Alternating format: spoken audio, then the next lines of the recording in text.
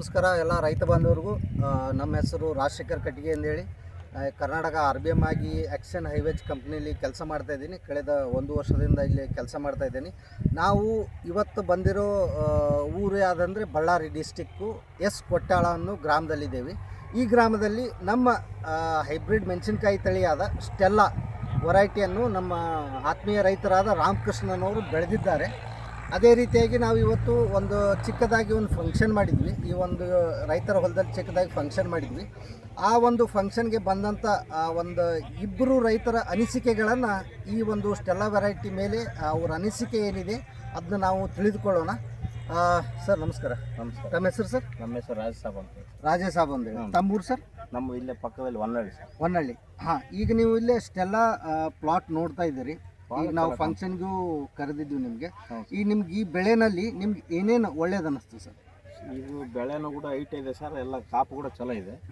ಇದನ್ನೇ ಮುಂದೆ ನಮಗೆ ಗೊತ್ತಿಲ್ಲ ಈ ಬೆಳೆ ಇದಾವಲ್ಲ ಅಂತೇಳಿ ಮುಂದೆ ಇದನ್ನೇ ಇಡ್ತೀವಿ ಸರ್. Okay sir. ಮತ್ತೇನೇನು ಚೆನ್ನಾಗಿದೆ ಸರ್? ಕಾಯಿ ಈಗ ಬೇರೆ ತಳಿಗಳನ್ನೆಲ್ಲ ಬೆಳೀತಾ ಇದ್ರಿ ನೀವು? ಹೌದು. ಬೇರೆ ಕಾಂಪಿಟೇಟರ್ ತಳಿನೆಲ್ಲ ಬೆಳೀತಾ ಇದ್ದಾರೆ. ಆ ತಳಿಗೆ ಈ ತಳಿಗೆ ನಿಮ್ಗೆ ಏನು ಡಿಫ್ರೆನ್ಸ್? ಹೆಚ್ಚಿದೆ ಸರ್, ಕಾಪನೇ ಹೆಚ್ಚಿದೆ, ಸೈಜ್ ಏನೋ ಇದೆ, ಸೈಜ್ ಉದ್ದ ಇದೆ.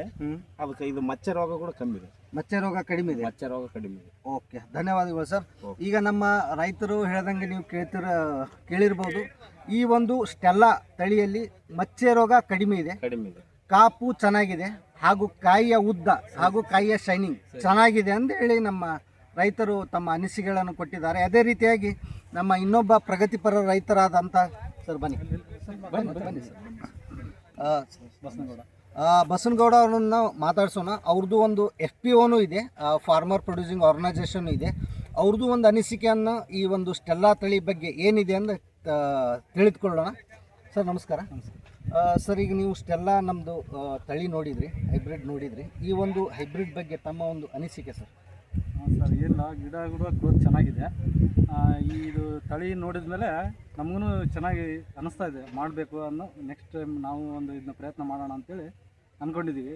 ಕಾಯಿ ಕೂಡ ಗ್ರೋತ್ ಇದೆ, ಚೆನ್ನಾಗಿದೆ, ಶೈನಿಂಗ್ ಇದೆ. ನೆಕ್ಸ್ಟ್ ಟೈಮ್ ನಾವು ಇದನ್ನೇ ಮಾಡ್ಬೇಕಂತ ನಾವು ಡಿಸೈಡ್ ಮಾಡಿದ್ವಿ ಸರ್, ಮಾಡ್ಬೇಕಂತ ನಮ್ಮ ಅನಿಸಿಕೆ ಕೂಡ. ಎಸ್ ಸರ್, ಧನ್ಯವಾದಗಳು ಸರ್. ಧನ್ಯವಾದಗಳು ಸರ್.